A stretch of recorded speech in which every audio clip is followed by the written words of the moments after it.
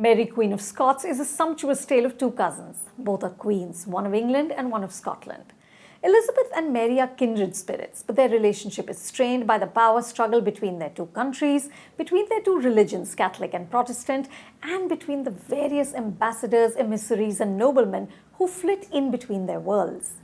Everything is consumed by the fight for the throne, even their bodies are part of the battleground. So in one scene, Mary haughtily declares, "I will be the woman she is not. I'll produce an heir unlike her barren self."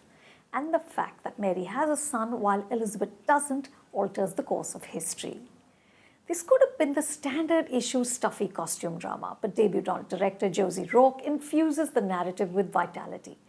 Mary, Queen of Scots, based on John Guy's book Queen of Scots, The True Life of Mary Stuart, begins in 1857 with Mary's execution and flashes back to when she arrived in Scotland from France as a teenage widow.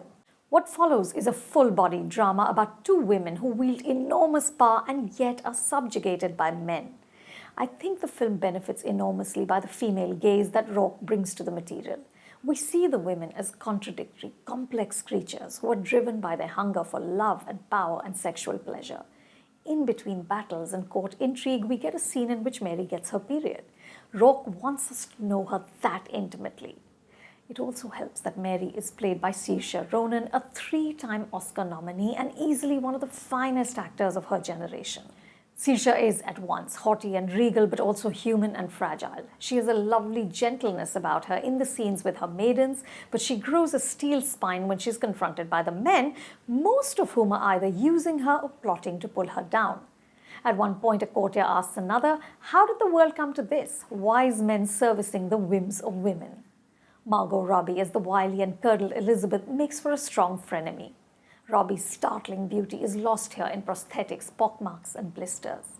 Her look has won makeup artist Jenny Sherko an Oscar nomination. Her scarred face and determined eyes only add to her tragedy. Elizabeth sacrifices everything for her position. In one scene, she says, "I'm more man than woman now. The throne has made me so." The film is beautiful to look at, with sweeping Scottish landscapes and dark, brooding castles.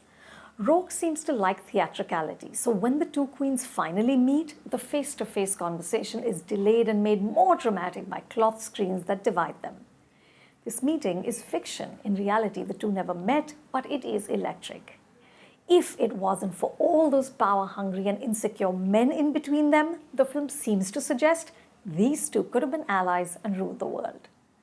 I'm not sure why historical subjects cause directors to make long films. Last week, we saw the nearly 3-hour-long Manikarnika, the Queen of Jhansi.